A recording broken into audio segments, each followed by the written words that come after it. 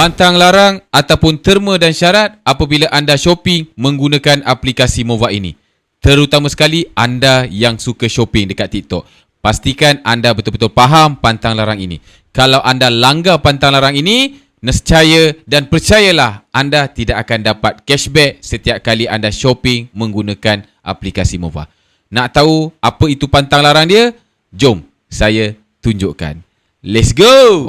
Okey, ini dia pantang larang yang anda harus tahu apabila anda menggunakan aplikasi Mova untuk mendapatkan cashback apabila shopping di TikTok, Shopee dan Lazada. Okey, so untuk detail ini lebih kepada TikTok lah. Okey, kalau untuk Shopee dan Lazada, dia punya syarat pantang larang dia tak banyak. Contoh untuk Shopee ada 2 saja yang anda harus patuhi, iaitu jangan copy link produk daripada live dan yang kedua jangan copy link produk dari video affiliate. Okey, jadi sekarang ni saya nak sharekan lebih detail pantang larang apabila anda shopping di TikTok. Alright, pertama sekali 2 perkara wajib anda tahu, iaitu yang pertama, jangan ambil link produk dari live, beg kuning, video affiliate, troli dan showcase sendiri ataupun affiliate.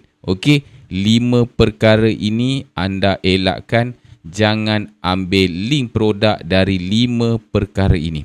Okey, kalau anda ambil link produk dari 5 perkara ini, anda tidak akan dapat cashback. Okey, itu yang pertama. Yang kedua ini yang paling ramai gagal dapat cashback dan ramai yang kurang jelas. Jadi saya jelaskan.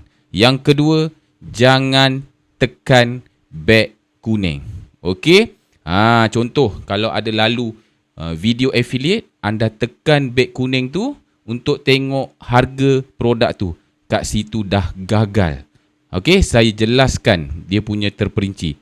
Apabila anda tekan beg kuning di mana-mana video atau live, anda secara automatik tidak akan dapat cashback bagi produk tersebut untuk tempoh 7 hari, guys.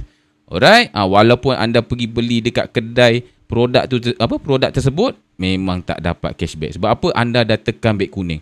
Selama 7 hari takkan dapat cashback untuk produk tersebut. So hati-hati. Alright. So pesanan saya, guna Mova, patuhi larangan, confirm dapat cashback.